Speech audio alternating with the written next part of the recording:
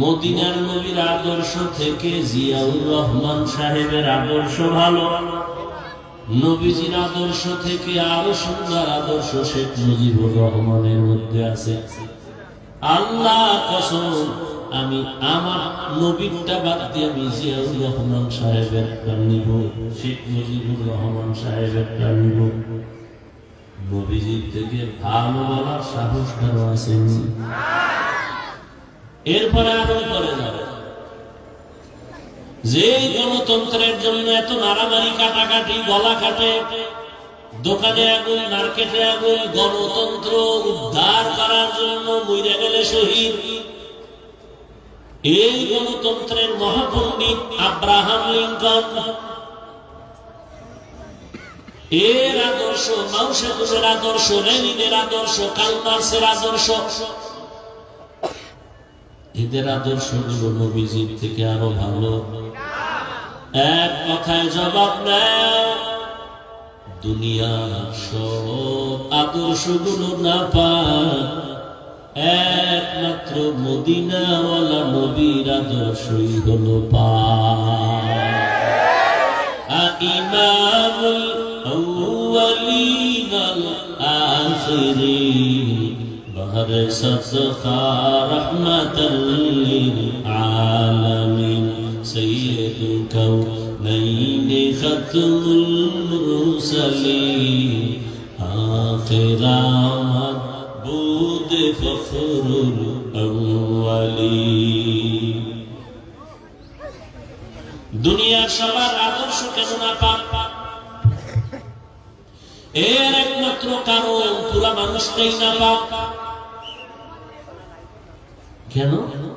তিন বেলা খাইয়া মদের বোতল নিয়ে পাগল হয়ে যায়। তিন বেলা খাওয়ার পরও যাদের বিড়ির নেশা,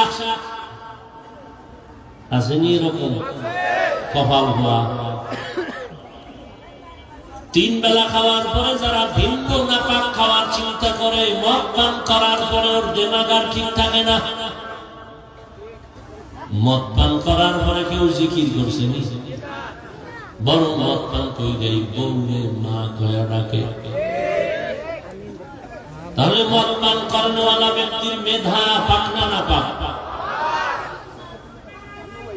এই নাপাক মেধা দিয়া যা থিওরি দিবে এগুলো নাপাক। এজন্য দুনিয়ার মানুষ আল্লাহ দেয়া হালালটা খাইয়াও এবার হারাম খাওয়ার জন্য পাগল হয়ে ঘুরে। হালালের পরে হারাম খাওয়ার পর ওই বান্দার মেধাগুলো নাপাক হয়ে আছে। নাপাক মেধা দিয়া যত থিওরি আবিষ্কার করবে সবগুলো হবে নাপাক মানুষের ক্ষতির জন্য। এ কারণেই তো সংবিধান সংশোধনী লাগে। আর আমার নবী কেমন পাক? আমার নবী নিজেই পাক। কেমন রহমতের নবী আমার, যে রহমতের নবীর 63 বছর হায়াতে ভুলেও কোনদিন একটা মিথ্যা কথা বলেন নাই। একজন নেতার নাম কও যে জীবনে মিথ্যা বলে না? আছে? তুমি যেই নেতার পেছনে ঘুরো, সে ঘরের ভেতরে মোবাইলে কান লাগায় কয় আমি দুনিয়ায় নাই, ঘরের ভিতরে বয়ে গেছে। কেমন মিথ্যা কথা! আর মিথ্যা চর্চার এক ফ্যাক্টরির নাম হলো গজবের মোবাইল। কি পরিমাণ মিথ্যা কথা আমাদের এই মোবাইলের দ্বারা চর্চা হলো। রহমতের নবী 63 বছর হায়াতে কোনদিন একটা মিথ্যা কথা বলেন নাই। কেমন মায়ার নবী আমার, যে রহমতের নবী জীবনে কোনদিন কোন দুশ্মনকে একটা গালি পর্যন্ত দেন নাই। কেমন রহমতের নবী আমার, হাজারো বেঈমানেরা হাজারো গালি আমার নবীকে দিয়েছেন, নবী কোন গালির একটা জবাব কখনো দেন নাই। কেমন রহমতের নবী, জীবনে নবী কোনদিন চোখ দুটো গরম করে কারো দিকে তাকান নাই। কেমন মায়ার নবী। মক্কার মানুষ বড় খারাপ, এমন এক খারাপ চরিত্রহীন সমাজের মানুষের মাঝে আমার নবীরে আল্লাহ পাঠাইলেন, মা হারা বাপ হারা অসহায়। ওই মানুষগুলো এক পর্যায়ে রহমতের নবীর ছোঁয়া পাইয়া মাত্র 13 বছরে ওই চরিত্রহীন মক্কার মানুষগুলো সব এত দামি হয়ে গেল। দয়াময় আল্লাহ জিবরাইল আমিনকে ডেকে বলেন, যাও যাও রহমতের নবীর লিস্টি দিয়া দাও, ওই লিস্টির মধ্যে যাদের নাম আছে সবাই বিনা হিসাবে জান্নাতি। মক্কার চরিত্রহীন মানুষগুলো রহমতের নবীর ছোঁয়া পাইয়া সব জান্নাতি হয়ে গেল। নবীজির গালি দেওয়া লাগছে, বেতের বাড়ি লাগছে। নবীজির সুন্দর আদর্শ আর ব্যবহার। নবী কোনদিন দুশ্মনেরও গালি দেন না, হাজারো গালি শুনছেন, গালির জবাব দেন নাই। অতএব ওই নবীর আদর্শ আজ উলামায়ে কেরামের মধ্যে থাকলে সেও গালি দিবেন না। ওই নবীর আদর্শ দাওয়াত ও তাবলীগ ওয়ালাদের মাঝে থাকার কারণে তারা গালি শুনেন, জবাব দেন না। ওই নবীর আদর্শ আমাদের উলামায়ে কেরাম দেওবন্দি কওমীদের মধ্যে থাকার কারণে গালি শুনে কাউকে জবাব দেয় না।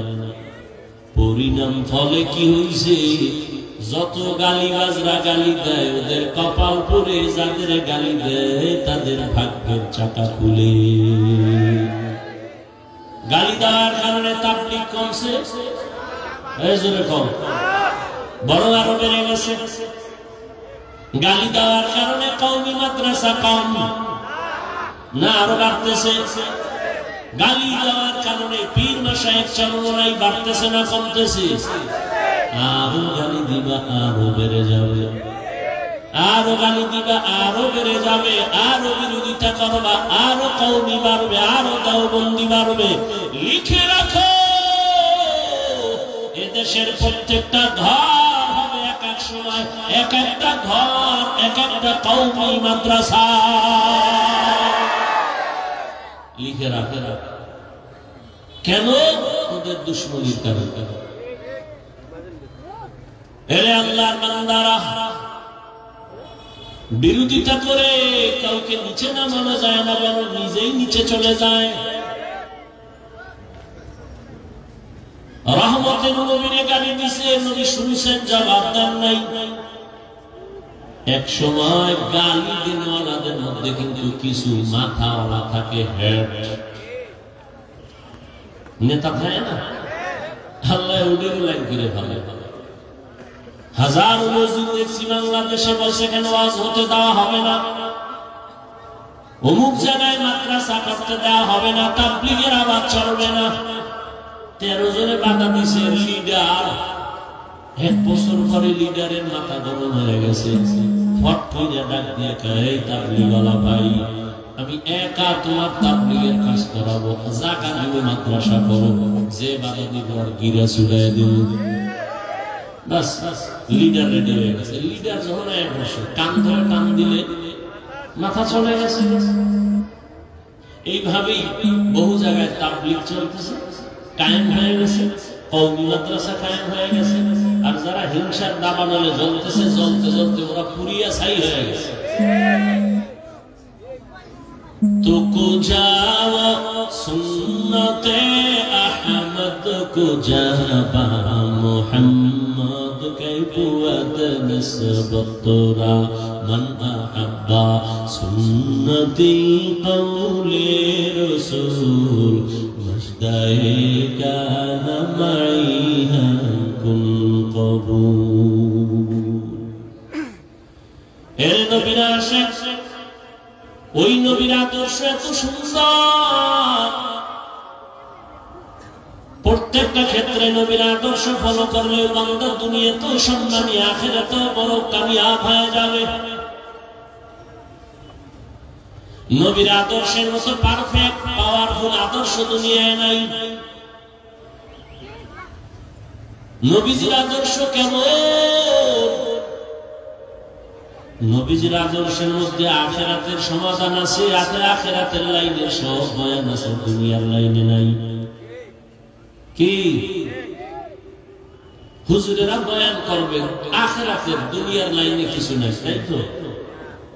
কি কোরআন হাদিসের দুনিয়ার কিছুই নেই, সব আখিরাতের বয়ান চলবে। দুনিয়াতে আকাম করো, কোনো বাধা নাই, ইসলামে আর কোনো সমাধান নাই।